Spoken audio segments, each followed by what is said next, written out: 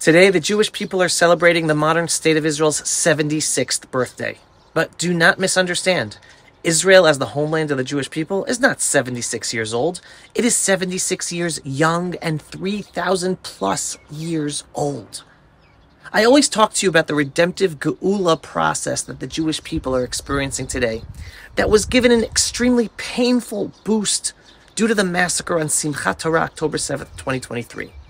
More Jews in the world today feel Jewish. More Jews in Israel today feel the connection to God above and their Jewish identity because of what happened on October 7th and the world's reaction to what happened, the growth of anti-Semitism.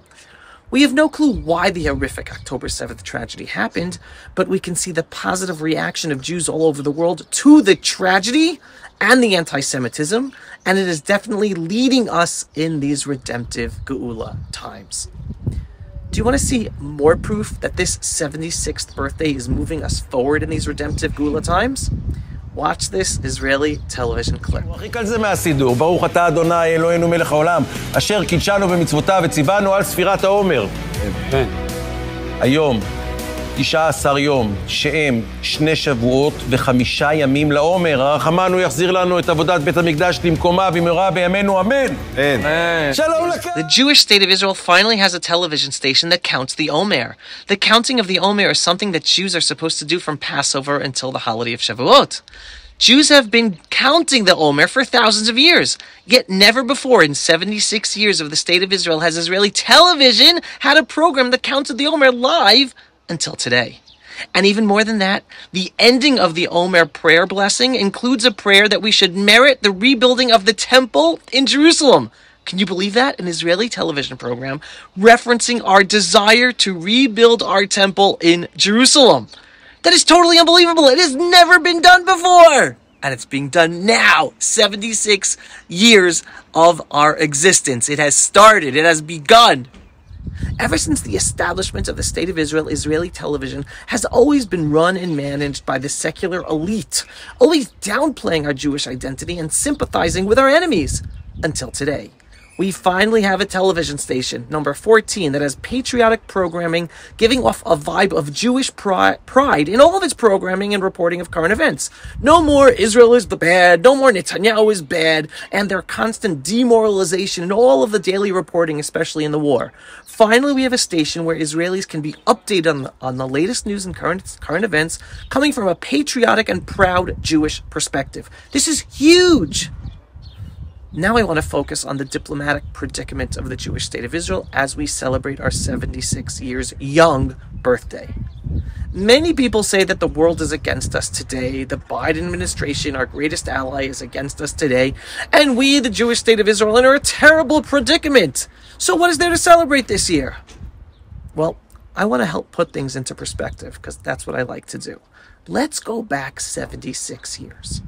Back on May 8th, 1948, a week before the Jewish leaders in Israel declared the establishment of the Jewish state of Israel, Moshe Shertak, later who changed his name to Moshe Sharet, the Jewish people's shadow foreign minister, he met in Washington, D.C. with then U.S. Secretary of State George Marshall to get United States support for us, the Jewish people, declaring our own state here in Israel. Not only did President Truman not support us in declaring independence, but Secretary of State Marshall tried to dissuade us from doing so by telling Mr. Shertuk that the Truman administration would not assist us Jews if we would be overpowered by the Arab armies, which outnumbered us tremendously, making our war against them seem impossible to win. The Arabs had 5 big well-armed armies versus one little not well-armed Jewish army. That included many Holocaust survivors just coming off of the boats from surviving in Europe. The U.S. Secretary of State Marshall's message came through loud and clear. The Jewish people should not expect to receive any help from the United States if the 5 Arab armies would be successful in beating the Jewish army, which meant that the United States under President Truman would stand by as the Arab armies would conduct an absolute genocide of all the Jews in Israel at the time. Because the Arabs were saying straight out that they were planning on throwing us into the sea, and President Truman was okay with that. Despite this clear message from the Truman presidency, the leaders of the Jewish people in Israel decided to declare independence, and the rest is history. So I want everyone to take a step back and realize that we are experiencing a similar diplomatic situation today. Not only is the Biden administration today against us fighting in Gaza to defeat Hamas and save our captives, but the Biden administration is betraying us by coordinating the ceasefire negotiations with our enemy and an enemy of the United States, Hamas, Iran, and Qatar, and constantly ratcheting up the threats against Israel. The Biden administration, including threats to prosecute Israeli leaders for war crimes at the International Criminal Court and announcing that they would withhold weapons from Israel, it's insane. And yet, thankfully, we are witnessing a strong Israeli leadership under Prime Minister Benjamin Netanyahu moving forward with this very, very just war, despite going against the backstabbing directives from the Biden administration that is supposed to be our ally. So today, we are not a tiny army made of Holocaust survivors with few weapons like in 48. Today, we are one of the most powerful armies in the world. So our situation is so much, much better than when we declared a state 76 years ago. So why are people saying our situation is horrible?